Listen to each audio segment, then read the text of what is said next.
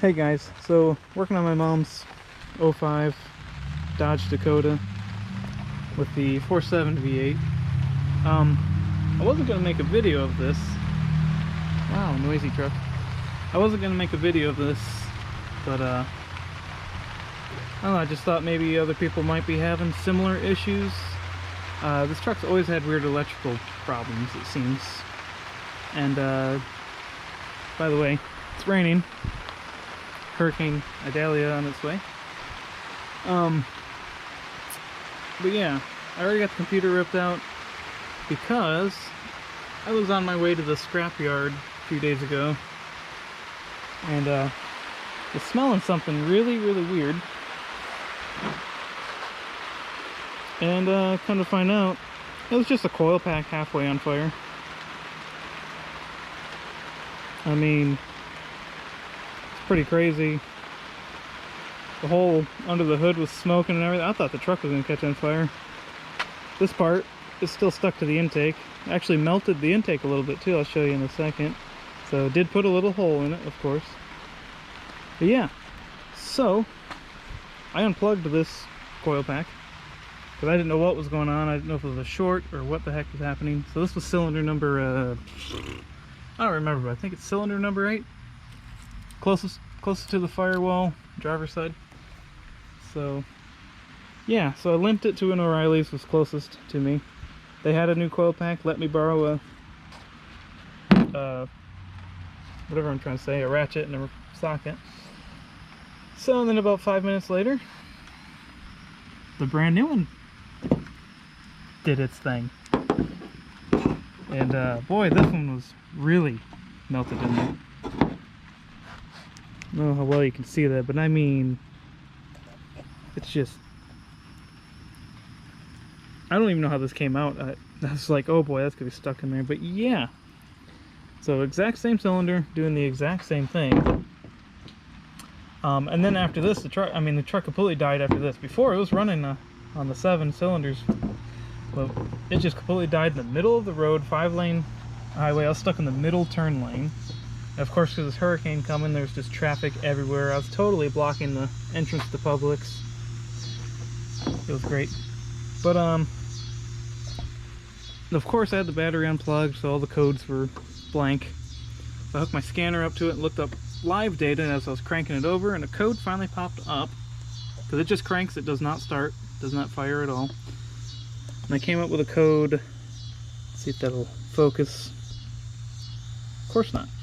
Well, anyway, might be a little blurry, but I got code P0688. So that says that's a generic powertrain code related to output circuit issues, including internal computer failures. In this case, the engine control module, also known as a PCM, has signaled too much power to the power relay sense circuit, which powers the ECM.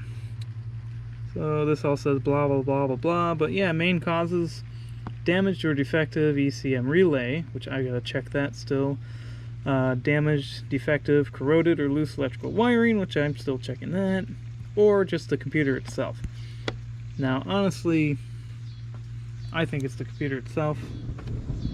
Ooh, little rumble rumble. But, I mean, nothing looks burnt initially looking at it. Everything seems fine, but I know it don't mean anything. It don't smell burnt.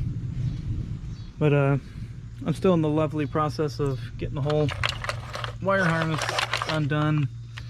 I'm probably going to give it a few days. Like I said, this stupid hurricane's on its way, and it's going to get rainy and stuff for the next few days. So I want to pull the truck and park it on my concrete slab here. But, you know, I mean, I can move my car, but it's kind of, you know, all torn apart right now because I kind of have my dash sent in to a company to get it repaired because the odometer quit working. Which, speaking of which, that same company that did my odometer, they do ECM rebuilds. So I'm going to get a hold of them and see if they're interested in checking this out and how much it'll cost. Because I'm sure it's bad, because like I said, it just cranks. Just cranks, will not start, and the only code that's showing up is whatever I just said it was.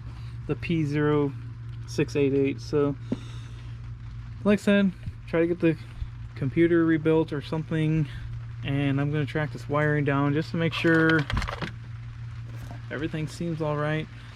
I'm almost thinking, it might be hard to see, but this harness here runs down behind the motor. And I'm almost remembering we had issues with the upstream O2 sensor on this passenger side. And I remember putting a bunch of zip ties down here somewhere because I thought that the wiring was rubbing against a bolt sticking out behind the block. So I'm actually kind of thinking maybe there is a bare wire back there. So I definitely want to check out all the wiring before we, get the computer rebuilt. I don't want to just plug it in and blow it out. So, but yeah, just something to keep in mind, If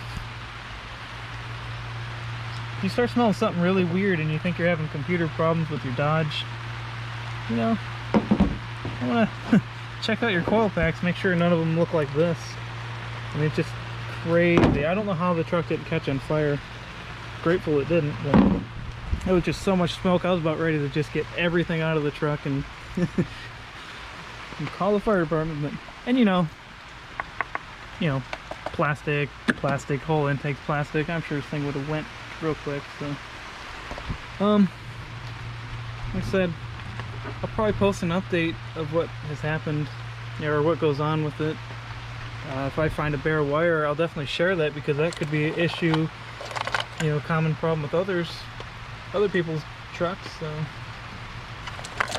like I said, now it's raining, and, oh yeah, I should probably put my tools up too. That stuff getting wet. But anyway, yeah, like I said, I'll post an update, or I'll make an updated video of the outcome, whether it worked or didn't. So, yeah, thanks for watching for now. Hey guys, I'm sorry I failed to record my process of elimination, but I did manage to get a few pictures, and as you can tell from this picture, I did actually end up coming across not only one, but two wires that were shorting out on a little metal bracket. Now this little metal bracket is located between the firewall and the engine, kind of midway on the passenger's side. So in this next picture, this is before I pulled everything down. So as you can see, the wires were actually just dangling on top of this little metal bracket, and obviously just wearing through the wires until it eventually started creating a short. So what I did to repair this is I kind of, individualized the wires so I could just kind of inspect them all pretty good, just make sure there wasn't any others. And it was just those two brown wires. And I really wanted to make sure there was no frays in the wire itself. And all that seemed good. Now, I forgot to mention, I did try to remove this harness, but it was just attached to about a bazillion things. And it's like I couldn't get enough undone on top of the motor to pull it down, and I couldn't get enough detached underneath the truck to pull it up. So ultimately, what I ended up doing is I actually went to my local auto store and I picked up some liquid electrical tape. I got 3 good coats of this on the wire. I held them back together. I was able to get 1 strip of electrical tape up there just to kind of really hold the wires together good. And then I also bought a new, like a harness sheathing, and kind of put that around it. And then I zip tied the heck out of the harness to make sure it wasn't wiggling around anymore. And, well, voila. We bought a new coil pack, put everything back together, and it fired right up.